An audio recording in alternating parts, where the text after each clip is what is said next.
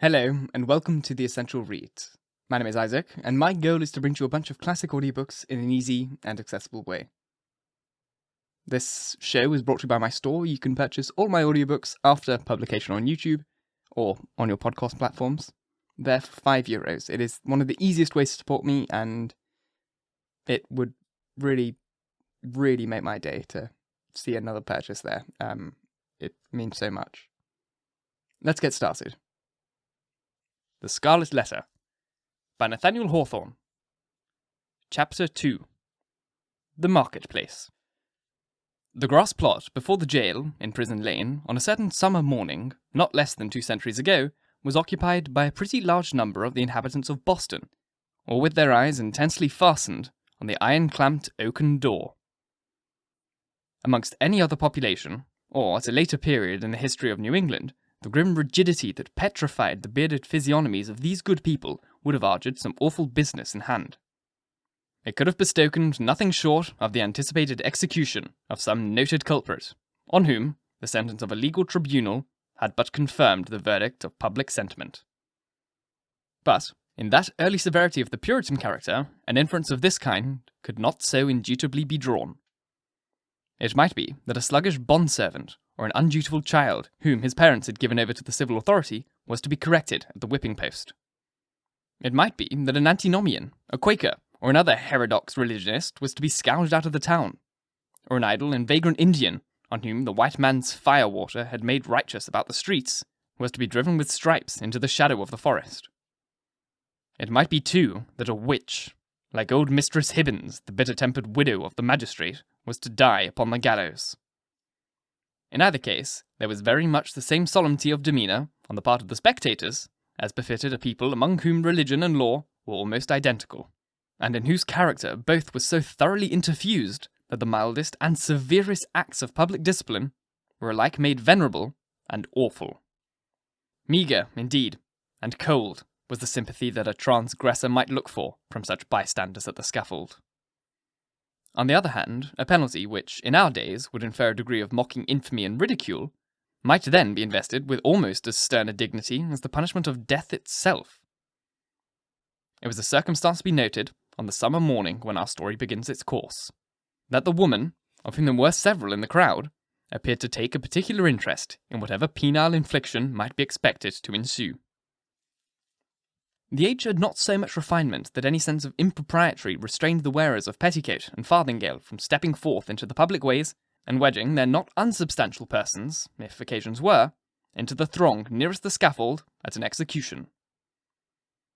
Morally, as well as materially, there was a coarser fibre in those wives and maidens of old English birth and breeding than in their fair descendants, separated from them by a series of 6 or 7 generations, for, throughout that chain of ancestry, every successive mother had transmitted to their child a fainter bloom, a more delicate and briefer beauty, and a slighter physical frame, if not a character of less force and solidity than her own. The women who were now standing about the prison door stood within less than half a century of the period when the man-like Elizabeth had not been altogether unsuitable representative of the sex. They were her countrywomen, and the beef and ale of their native land, with a moral diet, not a whit more refined, entered largely into their composition. The bright morning sun, therefore, shone on broad shoulders and well-developed busts, and on round and ruddy cheeks that had ripened in the far-off island, and had hardly yet grown paler or thinner in the atmosphere of New England. There was, moreover, a boldness and rotundity of speech among these matrons, as most of them seemed to be, that would startle us at present day, whether in respect to its purport or its volume of tone. "Good wives," said a hard-featured dame of 50. "I tell you a piece of my mind. It would be greatly for the public behoof if we women, being of mature age, and church members in good repute, should have the handling of such malefactresses as this Hester Prynne. What think ye, gossips? If the hussy stood up for judgment before us 5 that are now here in a knot together, would she come off with such a sentence as the worshipful magistrate have awarded? Marry, I throw not." "People say," said another, "that the Reverend Master Dimmesdale, a godly pastor, takes very grievously to heart that such a scandal should have come upon this congregation." The magistrates are God-fearing gentlemen, but merciful over much, that is the truth," added a third autumnal matron. "At the very least, they should have put a brand of hot iron on Hester Prynne's forehead." Madam Hester would have winced at that, I warrant me. But she, the naughty baggage, little will she care what they put upon the bodice of her gown. Why, look you, she may cover it with a brooch, or such like heathenish adornment, and so walk the streets as brave as ever." But, interposed more softly a young wife holding a child by the hand, let her cover the mark as she will. The pang of it will always be in her heart. "What do we talk of marks and brands, whether on the bodice of her gown or the flesh of her forehead?" cried another female, the ugliest, as well as the most pitiless of the self-constituted judges. "This woman has brought shame upon us all, and ought to die. Is there not a law for it? Truly there is, both in Scripture and the statute book. Then let the magistrates, who have made it of no effect, thank themselves if their own wives and daughters go astray." "Mercy on us, good wife," exclaimed a man in the crowd. "Is there no virtue in a woman save what springs from the wholesome fear of the gallows? That's the hardest word yet. Hush now, gossips, for the lock is turning in the prison door. And here comes Mistress Prynne herself." The door of the jail being flung open from within, there appeared, in the first place, like a black shadow emerging into sunshine, the grim and grisly presence of the town beadle, with a sword by his side, and his staff of office in his hand. This personage prefigured, and represented in his aspect, the whole dismal severity of the Puritanic code of law, which it was his business to administer in its final and closest application to the offender. Stretching forth the official staff in his left hand, he laid his right upon the shoulder of a young woman, whom he thus drew forward, until, on the threshold of the prison door, she repelled him, by an action marked with natural dignity and force, or character, and stepped into the open air as if by her own free will. She bore in her arms a child, a baby of some 3 months old, who winked and turned aside his little face from the too vivid light of day, because its existence hithertofore had brought it acquainted only with the grey twilight of a dungeon, or other darksome apartment of the prison. When the young woman, the mother of this child, stood fully revealed before the crowd, it seemed to be her first impulse to clasp the infant closely to her bosom, not so much by an impulse of motherly affection, as that she might thereby conceal a certain token which was wrought or fastened onto her dress. In a moment, however, wisely judging that one token of her shame would but poorly serve to hide another, she took the baby on her arm, and, with a burning blush, and a haughty smile, and a glance that would not be abashed, looked around at her townspeople and neighbours. On the breast of her gown, in fine red cloth, surrounded with elaborate embroidery and fantastic flourishes of gold thread, appeared the letter A. It was so artistically done, and with so much fertility and gorgeous luxuriance of the fancy, that it had all the effect of a last and fitting decoration to the apparel which she wore, and which was of a splendour in accordance with the taste of the age, but greatly beyond what was allowed by the sumptuary regulations of the colony. The young woman was tall, with a figure of perfect elegance on a large scale. She had dark and abundant hair, so glossy that it threw off the sunshine with a gleam, and a face which, besides being beautiful from regularity of feature and richness of complexion, had the impressiveness belonging to a marked brow and deep black eyes. She was ladylike, too, after the manner of the feminine gentility of those days, characterized by a certain state and dignity, rather than by the delicate, evanescent, and indescribable grace which is now recognized at this indication. And never had Hester Prynne appeared more ladylike in the antique interpretation of the term than as she issued from the prison. Those who had before known her, and had expected to behold her dimmed and obscured by a disastrous cloud, were astonished, and even startled to perceive how her beauty shone out, and made a halo of the misfortune and ignominy in which she was now enveloped. It may be true that, to a sensitive observer, there was something exquisitely painful in it. Her attire, which indeed she had wrought for the occasion in prison, and had modelled much after her own fancy, seemed to express the attitude of her spirit, the desperate recklessness of her mood, by its wild and picturesque peculiarity. But the point which drew all eyes, and, as it were, transfigured the wearer, so both men and women who had been familiar acquainted with Hester Prynne were now impressed as if they beheld her for the first time, was that Scarlet Letter, so fantastically embroidered and illuminated upon her bosom. It had the effect of a spell, taking her out of the ordinary relations with humanity and enclosing her in a sphere by herself. "She hath good skill at the needle, that's certain," remarked one of the female spectators. "But did ever a woman before this brazen hussy contrive such a way of showing it? Why, gossips, what is it but to laugh in the faces of our godly magistrates and make pride out of what they, worthy gentlemen, meant for a punishment?" "It were well," muttered the most iron-visaged of the old dames, "if we stripped Madam Hester's rich gown off her dainty shoulders, and as for the red letter which she hath stitched so curiously, I bestow a rag of my own rheumatic flannel to make a fitter one."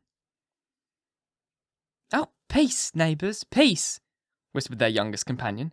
"Do not let her hear you. Not a stitch in that embroidered letter but she has felt it in her heart." The grim beadle now made a gesture with his staff. "Make way, good people, make way in the king's name," cried he. "Open a passage, and I promise ye, Mistress Prynne shall be set where man, woman, and child may have a fair sight of her brave apparel from this time till an hour past meridian. A blessing on the righteous colony of Massachusetts, where the iniquity is dragged out into the sunshine. Come along, Madam Hester, and show your Scarlet Letter in the marketplace." A lane was forthwith opened through the crowd of spectators, preceded by the beadle, and attended by an irregular procession of stern-browed men and unkindly-visaged women. Hester Prynne set forth towards the place appointed for her punishment.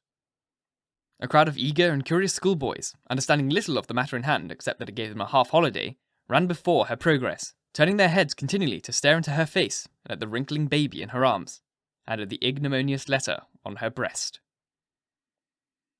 It was no great distance, in those days, from the prison door to the marketplace.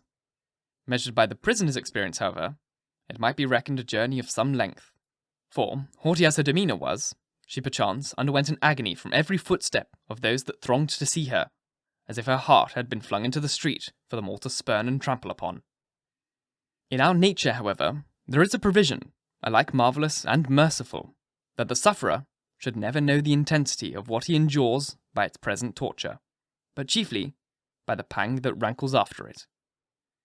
With almost a serene deportment, therefore, Hester Prynne passed through this portion of her ordeal, and came to a sort of scaffold at the western extremity of the marketplace.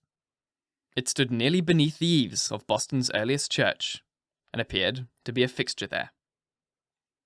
In fact, this scaffold constituted a portion of the penal machine which now, for 2 or 3 generations past, had been merely historical and traditionary among us, but was held, in the time, to be as effectual an agent of the promotion of a good citizen as ever was the guillotine among the terrorists of France. It was, in short, the platform of the pillory, and above it rose the framework of that instrument of discipline so fashioned as to confine the human head in its tight grasp, and thus hold it up to the public gaze.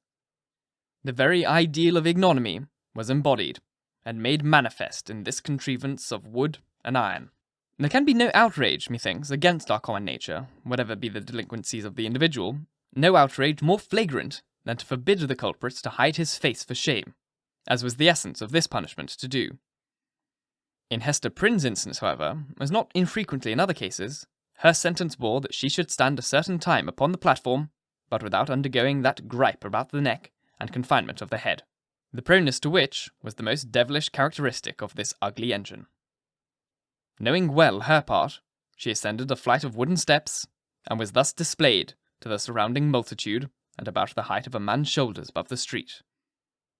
Had there been a papist among the crowd of Puritans, he might have seen this beautiful woman, so picturesque in her attire and mien, and, with an infant in her bosom, an object to remind him of the image of divine maternity, which so many illustrious painters have vied with one another to represent. Something which should remind him indeed, but only by contrast, of that sacred image of sinless motherhood, whose infant was to redeem the world. Here there was the taint of deepest sin in the most sacred quality of human life, working such effect that the world was only darker for this woman's beauty, and the more lost for the infant that she had borne. The scene was not without a mixture of awe, such as must always invest the spectacle of guilt and shame in a fellow creature, before society shall have grown corrupt enough to smile instead of shuddering at it. The witnesses of Hester Prynne's disgrace had not yet passed beyond their simplicity. They were stern enough to look upon her death, had that been the sentence, without a murmur at its severity, but had none of the heartlessness of another social state, which would find only a theme for jest in an exhibition like the present. Even had there been a disposition to turn the matter into ridicule, it must have been represented and overpowered by the solemn presence of men no less dignified than the governor and several of his councillors, a judge, a general, and the ministers of the town, all of whom sat or stood in a balcony of the meeting-house, looking down upon the platform. When such personages could constitute a part of the spectacle without risking the majesty or reverence of rank and office, it was safely to be inferred that the infliction of a legal sentence would have an earnest and effectual meaning. Accordingly, the crowd was sombre and grave. The unhappy culprit sustained herself as best a woman might under the heavy weight of 1,000 unrelenting eyes all fastened upon her and concentrated at her bosom. It was almost intolerable to be borne. Of an impulsive and passionate nature, she had fortified herself to encounter the stings and venomous stabs of public contumely, wreaking itself in every variety of insult. But there was a quality so much more terrible in the solemn mood of the popular mind, that she longed rather to behold all those rigid countenances contorted with scornful merriment, and herself the object. Had a roar of laughter burst from the multitude, each man, each woman, each shrill-voiced child contributing their individual parts, Hester Prynne might have repaid them all with a bitter and disdainful smile. But, under the leaden infliction which was her doomed to endure, she felt at moments as if she must needs shriek out with the full power of her lungs, and cast herself from the scaffold down upon the ground, or else go mad at once. Yet there were intervals when the whole scene in which she was the most conspicuous object seemed to vanish from her eyes, or at least glimmered instinctively before them, like a mass of imperfectly shaped and spectral images. Her mind, and especially her memory, was preternaturally active, and kept bringing up other scenes than this roughly hewn street of a little town on the edge of the western wilderness. Other faces than were lowering upon her from beneath the brims of those steeple-crowned hats. Reminiscences, the most trifling and immaterial, passages of infancy and school days, sports, childish quarrels, and the little domestic traits of her maiden years came swarming back upon her, intermingled with the recollections of whatever was gravest in her subsequent life. One picture, precisely as vivid as another, as it were all of similar importance, or all alike a play. Possibly it was an instinctive device of her spirit to relive itself by the exhibition of these phantasmagoric forms of the cruel weight and hardness of the reality. But, be that as it might, the scaffold of the pillory was a point of view that revealed to Hester Prynne the entire track along which she had been treading since her happy infancy. Standing on that miserable eminence, she saw again her native village in Old England, and her paternal home, a decayed house of grey stone, with a poverty-stricken aspect, but remaining a half-obliterated shield of arms over the portal, in a token of antique gentility. She saw her father's face, with its bald brow and reverend white beard, that flowed over the old-fashioned Elizabethan ruff, her mother's too, with the look of heedful and anxious love which it always wore in her remembrance, and which, ever since her death, had so often laid the impediment of a gentle remonstrance in her daughter's pathway. She saw her own face, glowing with girlish beauty, and illuminating all the interior of the dusky mirror which she had been wont to gaze at it. There she beheld another countenance, of a man well stricken in years, a pale, thin, scholar-like visage, with eyes dim and bleared by the lamplight that had served them to pore over many ponderous books. Yet those same bleared optics had a strange, penetrating power when it was their owner's purpose to read the human soul. This figure of the study and the cloister, as Hester Prynne's womanly fancy failed not to recall, was slightly deformed, with the left shoulder a trifle higher than the right.